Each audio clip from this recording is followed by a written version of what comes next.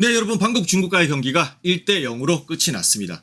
물론 뭐 마음 한켠에는 조금 더 시원한 내용의 다득점 승리를 보고 싶은 마음도 있었습니다만은 그래도 가장 중요한 승점, 석점을 모두 뽑아냈습니다. 오늘의 주인공도 바로 이강인 선수였는데요. 저 골은 끝까지 보고 끝까지 판단하고 차서 넣은 골이다라고 말을 했는데 여기에 대한 설명 좀 부탁해요. 이런 설명을 안 하면 이제 이거 주워 먹었네.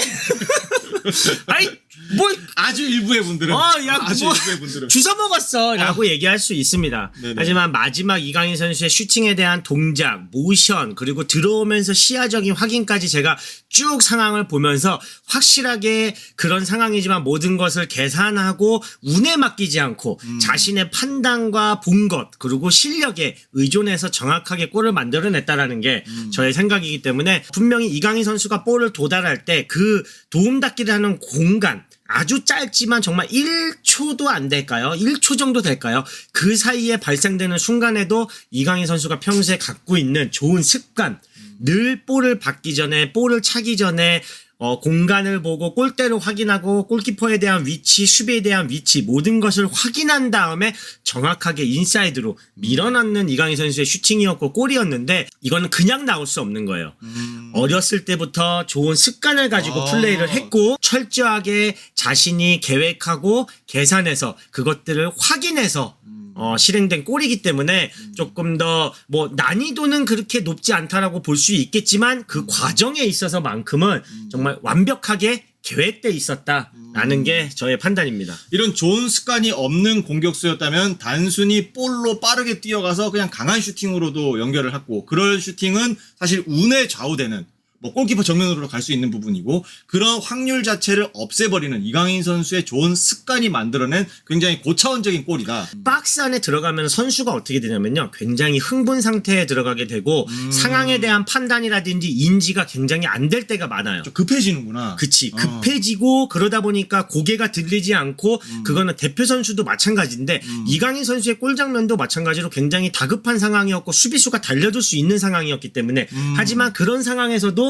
침착함을 잃지 않고 그리고 이강인 선수의 이전에 두 골도 싱가포르전에 나왔던 두 골도 마찬가지로 철저하게 계산돼 자신이 원하는 방향의 슈팅을 해서 넣었던 골들인 거지. 그러니까 정말 이강인 선수의 골 하나하나를 보면은 정말 허투루 넣는 골이 없다라는 게 허투루 넣은 슛이 없다. 네, 그렇기 때문에 이강인 선수의 이런 좋은 습관에 대해서 좀 이야기를 해주고 싶었습니다. 그러면 이제 조금 더 전체적으로 우리가 전술 이야기를 살짝 해볼 텐데 이강인 선수의 골 장면에서도 형컴이 원톱 공격수 클래식 넘버 9의 전술적인 역할을 설명을 하면서 이강인 선수의 첫 골도 주민규 선수의 역할이 굉장히 컸다라고 말을 했어요. 뭐 주민규 선수에 대한 9번에 대한 역할, 그러니까 주민규 선수가 아니어도 원톱 공격수에 대한 포지션에 대해서 계속 아쉬움을 가져가고 있었어요. 왜 그러냐면은 이선에서 침투되는 상황, 뭐 황인범이 됐든 이재성이 됐든 이강인이 됐든 그 어떤 선수가 이선에 침투했을 때 중앙을 지켜줄 수 있는 원톱 공격수가 없었기 때문에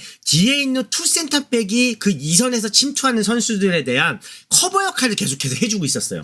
결국에 원톱 공격수가 있었다라고 하면은 이선에서 침투하는 선수에게 센터백이 커버 역할을 가주지 못했겠죠. 그러니까 결국에는 가장 외롭게 이 볼이 오지 않더라도 그 센터백과 싸워주는 원톱의 공격수가 있어야지만 사실은 그런 이선에서 침투했을 때 이강인 선수의 골처럼 뒤쪽에서 흐르는 장면이라든지 박스 안에서에 대한 완벽한 패턴 플레이를 가져갈 수 있는데 그 부분이 주민규 선수가 들어오면서 조금 해결이 됐고 바로 득점까지 이어지는 장면이었습니다. 중국은 일단 최대한 많이 내려쓰게 되면서 수비형 미드필드, 사이드 윙어까지 수비를 요렇게 해주는 역할을 가져왔습니다. 또 중앙에 전방에 있는 투톱의 공격수는 한 명이 내려가주면서 중앙을 막아주고 전방에서 한 명이 이렇게 서주는 역할을 나왔는데 자 이때 양측에 있는 우리의 공격수 그리고 원톱의 손흥민 선수가 이렇게 있었는데 지금 상황만 보더라도 굉장히 고립된 상황이에요. 빡빡해 보여. 그쵸. 그냥 아예 빡빡하게 들어와 있는 상황이기 때문에 손흥민 선수가 어떤 역할을 하게 됐냐면요. 자 측면 사이드백에게 볼이 전달이 되고 윙어가 벌렸을 때 손흥민 선수가 요런 공간들에 나와서 볼을 받기 시작했어요. 그리고 손흥민 선수가 완전히 측면으로 나오게 되는 상황에서는 이제 황희찬 선수라든지 이강인 선수가 중앙으로 들어오는, 뭐 이강인 선수보다는 황희찬 선수가 이 역할을 더 많이 했다고 보면 될 것 같아요. 그러면서 손흥민 선수가 이 자리를 비워갖고 나오게 되면서 발생되는 것 중에 하나는 자, 요 위치예요. 센터백이 너무 프리하게 자신의 멘트가 없는 상황이 발생이 됐기 때문에 손흥민 선수가 나오고 황희찬 선수나 이강인 선수가 됐을 때 이선에서 분명히 이재성이 침투하는 상황 또는 황인범이 침투하는 상황들이 발생이 됐음에도 불구하고 이 볼이 빠졌을 때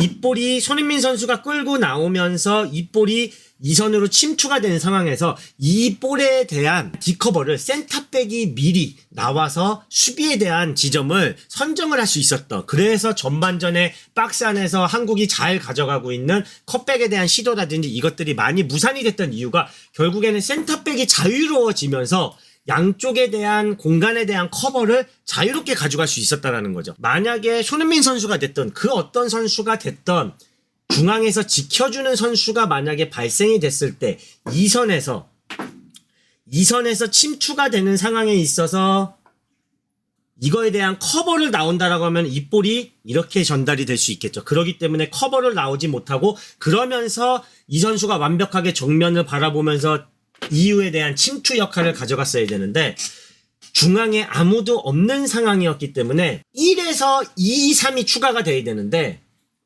0에서 1, 2가 추가가 됐기 때문에 박스 안에서 오히려 침투했던 선수들이 볼을 줄 수 있는 공간적인 여유가 사라지게 됐고 오히려 중앙이 계속해서 우리가 만들어갈 수 없는 상황이 발생이 됐습니다. 반대편에서 전환이 돼서 이 볼이 넘어오긴 했지만 확실하게 주민기 선수가 안에 붙어주면서 뒤쪽으로 빠뜨렸던 센터백의 선수가 이 볼을 빠르게 접근하지 못하게 되면서 주민기 선수에게 붙어주게 됐고 이 크로스가 주민기 선수의 발을 받고 뒤쪽으로 흐르게 되면서 이강인 선수가 뒤쪽에서부터 문전대시를 하는 상황이 나왔는데 확실하게 중앙에서 싸워주는 선수가 나왔을 때 이선에서 침투하는 선수들이 프리로 혼자만의 역할을 할 수 있는 그런 문전의 움직임이 가능했기 때문에 주민규 선수의 원톱에 대한 역할은 굉장히 중요했다고 보는 장면 중에 하나입니다. 중앙에서 주민규 선수가 상대 센터백을 묶어줬기 때문에 역으로 측면도 살아나고 그렇게 상대 수비 조직력이 무너지면서 측면으로 다시 중앙에서 온 볼을 골까지 연결할 수 있었다. 수비적인 전술을 펼치는 팀을 상대할 때 원톱 공격수의 전술적인 역할이 너무나도 중요하다는 걸 볼 수 있었던 그런 골이었다.